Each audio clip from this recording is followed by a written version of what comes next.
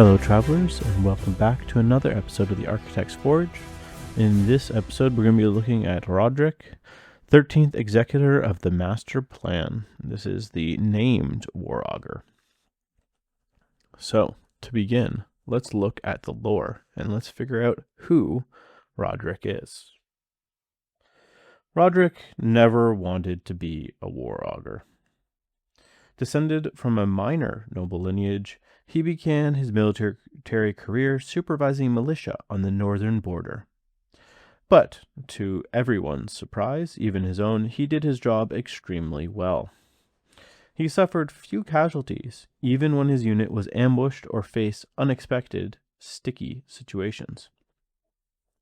Hrodreiks follows a different philosophy than most of Mounthaven's military. He leaves room for error and assumes that everything that can go wrong will go wrong. His vision, which many interpret as defeatist, made him enemies and prevented him from being promoted, something that he was content with, as he aspired to personally know and care for each and every dwarf he served with, and that served under his command. Additionally, he preferred to avoid politics. Smart man. But the numbers did not lie, and seeing his results, the forecasters made him an offer that he literally could not refuse, as dwarven custom would have forbidden it regardless. And that was to become the 13th Executor of the Master Plan, one of the most important war augurs of Mounthaven. Now his voice helps direct the destinies of the entire kingdom. And although many call him Hrodreiks the Jinx, the 13th Executor feels that his opinion is heard, which is a great consolation for him, while holding a position he never truly wanted in the first place. So that's Hrodreiks, unlike the other war augurs who usually come from, the highest heights of nobility, he's a lower noble. He didn't want it. He wanted to just serve with his men, but sometimes, glory calls. And that is Hrodreiks. And that is a cool model. With his cool little folded paper on his hat and his staff.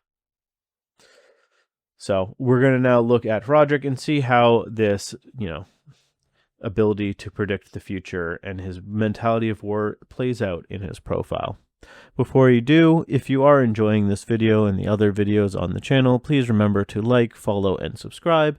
Helps me know what people are watching and what people are enjoying, and it also helps the algorithm send the videos to people that also might find it interesting.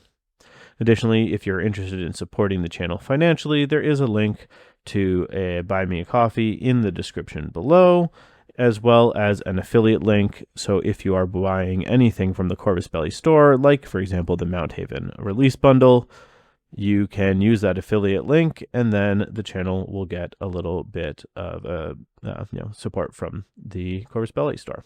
So with that out of the way, let's jump into Hrodreiks' profile on the tabletop.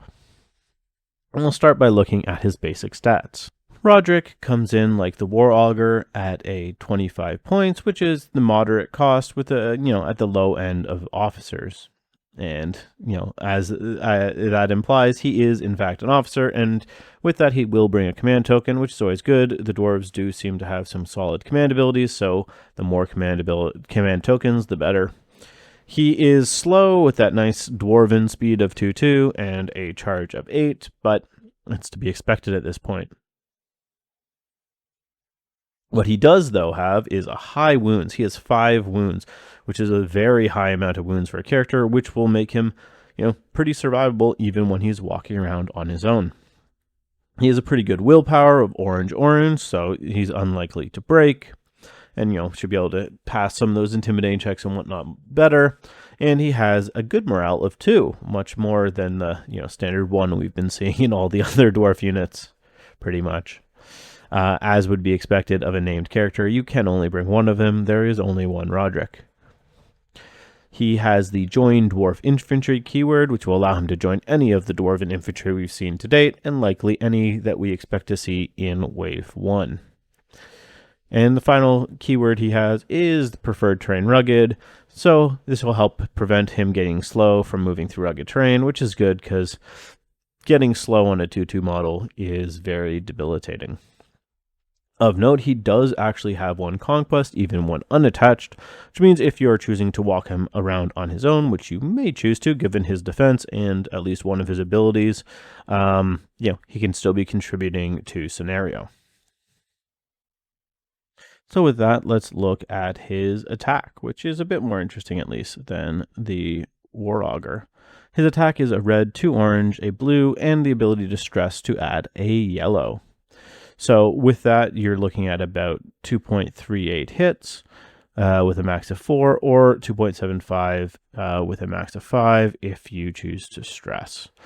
It's okay damage, but one important thing on his attack is the switch, which will be powered by his specials. You'll get 1.75 with a max of 4 on average, or 2.63 with a max of 6 if you choose to stress. And of course, because that blue die, he will, have essentially a coin flip on the blue die, 50-50 to see if he gets a block or not, which can be nice to have when attacking something that might hurt you. So let's look at those switches. So the first switch is for 2 specials. You get to give your target the state of your choice. This is a very good switch. It's very flexible. It's a choice of condition, which is very strong. If you want to reduce counterpunch, after you've hit someone, give them disarmed.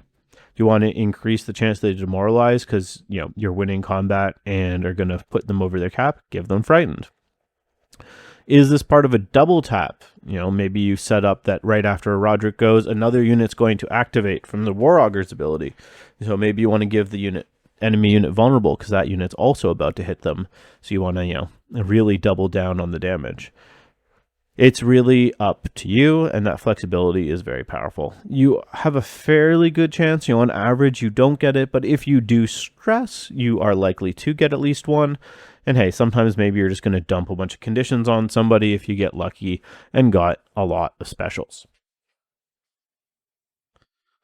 In defense, he has a pretty strong, pretty good defense, especially when you count in the 5 wounds of a green, 2 blue, a black, and he can stress for a hollow block.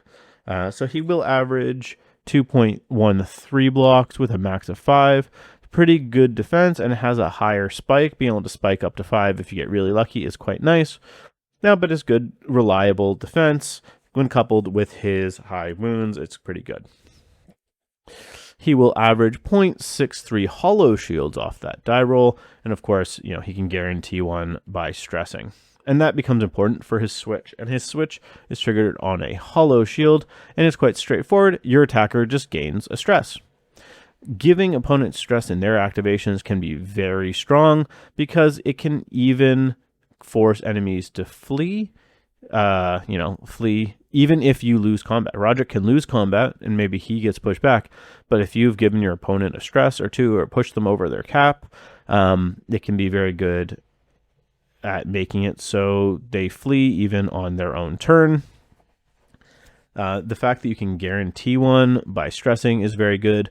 And if let's say an opponent is near their cap, or, let's say they're 1 below their cap, and you say, okay, I'm going to stress so that I'm going to give you a stress. Now your opponent might need to second guess whether they are going to stress to boost their attack, because now they're going to be, risking getting demoralized and fleeing. So it's a very cool and powerful switch to have on a pretty durable defense when coupled with his 5 wounds. Okay, so getting into his abilities, we'll first look at his command ability, Guide Destiny. And this can be done once per round at the beginning of a turn. Essentially, what it lets you do is you choose which company will activate first that turn. This is very good. One of the big things you can do with this is on the last turn of a round, say, okay, actually, I'm not going first anymore. You're going first. So that means I'm going to have the last activation of the round. This is very good for, getting that last activation to move and secure a point, right? Whoever goes last around has a lot of power in possibly flipping who is holding more scenarios or holding specific scenario objectives, which can be the difference in scoring more military points than them or not. So this is a very powerful ability. It can also pair nicely with the War Augur's ability to, say, okay, this unit's going to activate again in 2 rounds at the end of the round. You can use this to set up some back-to-back activations. So if, let's say, you were supposed to be going first, you could say, actually, no, you go first this turn, then I'm going to go with my unit, and then it's going to trigger that double activation at the end of the round because I'm going to go, and then immediately the War Augur's, pre-set up activation of a unit will trigger. You could also theoretically even actually set up a triple activation. We'll get to it when we see Olga down the road in more detail. We saw her in the first reveal video, but she has ability to activate another unit in her turn. So theoretically, you could have a unit that's set up by the War Augur to be activating at the end of this, let's call it the turn. Hrodreiks could say, okay, actually, you go first, so I'm going to have second, activation this round. Then Olga can go, or Olga's unit can go. She can attack something, tell another unit to activate and go. And then we get to the end of the turn, and then the unit set up by the War Augur goes. So you could set up some pretty nasty combos with this. And, I think the bigger one will probably be the stealing end of round, but still a pretty strong ability. His second ability is called Prepared for the Worst, and this is a passive ability. And it triggers at the end of a turn in which another allied unit is destroyed, and it allows you to target an allied unit. So of note, you can target any ally unit, anywhere on the board. You just will need line of sight. Units don't die often, but you have solos that may be died in high threat, and as we'll see, this is a pretty big bonus. What your unit that gets targeted gets to do is they get to reduce their stress by 2, and then they get to perform an assault, charge, or an attack. Losing a unit's not very good and it always feels bad, but this is a massive bonus. In a faction that has low stress, be able to probably just wipe out all of their stress and then perform an attack, assault, charge, or attack is very powerful. This is particularly punishing against things like super highly assassinating ambushers. They're going to try and jump in and quickly kill something because, let's say, something like Shadows of the U jump in and assassinate your folder. Well, now that unit of Hearthguards that were standing near her get to just charge back into, let's say, the Shadows, right? So pretty powerful ability, and it's kind of a nice little catch up. The last ability that he has in his unattached form is actually a permanent ability, so you will get it also when you are attached to a unit, so don't forget it. And also, even if you haven't been deployed on the table yet, for example, if you're attached to a unit of raiders, don't forget that you have this ability. It is very powerful, is no line of sight, and targets all scout and ambusher enemy units. And it's called They Won't Take Me by Surprise, and it is a very fitting name. And it fits into that lore of, his units not taking a lot of damage even when ambushed. And what it will do is all, essentially the targets, so all scout and enemy ambusher units will receive the disarm state when they deploy outside their deployment zone. This really weakens the ability of assassin ambushers, so those ambushers that are coming in to kill, to cause massive damage. Now those Shadows of the U, when they ambush in, well, now they're going to lose a die, and they can't use their stress modifiers to further, give themselves extra symbols and boost them. Something like, Verkana, who's very powerful. Well, now she's not getting to add all those extra bonus symbols and whatnot for stressing when she comes in. So it's very powerful. Also will punish things, even like non-assassin units that are there just to get some switches, like an Amoan. So yeah, this is a very big ability. If you have a problem with CNN players, they're going to hate this. A lot of the CNN, a lot of the scary CNN gameplay right now is relying on guys scouting and ambushing in and coming and just doing a lot of damage that you weren't expecting. Well, that is significantly blunted. And if that big first hit doesn't go off well, now the dwarves actually might be able to respond better. So I think if you have seen it in your area in meta, I think Hrodreiks will make all of your lists, even probably once we get more units, and you don't need him to actually get up to your wards or 250. But as I said, he can attach. So let's look at the bonuses he brings. First off, he brings an extra orange willpower, which is always good, helps keep troops around. It also helps with some feet. Very importantly, he provides an extra morale. Given the low morale of our troops, any extra morale is always good. Keep them in the fight, but also get them to be able to activate more times. In offense, he will add a orange dice to help boost your unit's offense, and if you want, he can stress for a further yellow, which is good. Stress is something that the Mounthaven have to be cautious about, but you do have the Keeper of the Sacred Fire to potentially let you add this for free. He also will give them that handy switch that he has when he's by himself, and that's that ability to give those extra conditions. We already discussed how powerful this can be and when you might want to give different states, but adding this to a better dice pool where you're more likely to get more specials and any orange and potentially a yellow, you could end up just giving all the conditions to an enemy, which would be very strong. In defense, he'll bring a blue die, as well as that handy hollow shield giving enemy stresses. Stress is a very powerful tool in this game. It's one of the weaknesses of Mounthaven. So now they can start punishing their enemies a bit by giving them stress issues. So yeah, I really like him giving his unit that switch as well. Finally, he gives additional conquest, which is always nice because you win games by scoring points, and you score points, well, half of them by standing places usually. So yeah, making your already high conquest units higher is very good.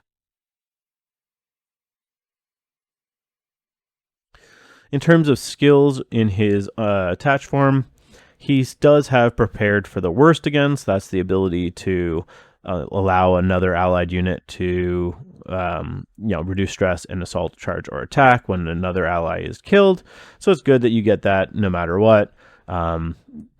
So yeah, you'll have that both ways. Essentially, all that you're losing is the command ability when he's attached. So that's something you'll need to consider. I think for his cost, 25 points, Hrodreiks is a very good character. He provides very good and strong buffs to his unit while providing good utility buffs for the overall force. I'd consider it almost an auto-include versus things like CNN, or if you have opponents that really like relying on scouts and ambushers, he really will make them quite sad. On his own, he is quite durable, but unless you really feel like you need to control the turn order, he's probably better, just being attached to a unit. That said, he is an officer, so sometimes he might just pop out of the unit after the unit's died, in which case then in the late game when that controlling the turn order is more important, you'll have him out and able to do that. So that is Hrodreiks. I absolutely love this profile, which is good because I also really like the model with his cool unfolding origami book, his, very Japanese style paper charms on his staff. And he's just, yeah, he looks really cool, very flavorful. I'm really looking forward to getting him painted up and on the table. But those are just my thoughts. I'd love to hear what you think about Hrodreiks. And yeah, I hope you enjoyed this video. And until next time, may the dice be ever in your favor.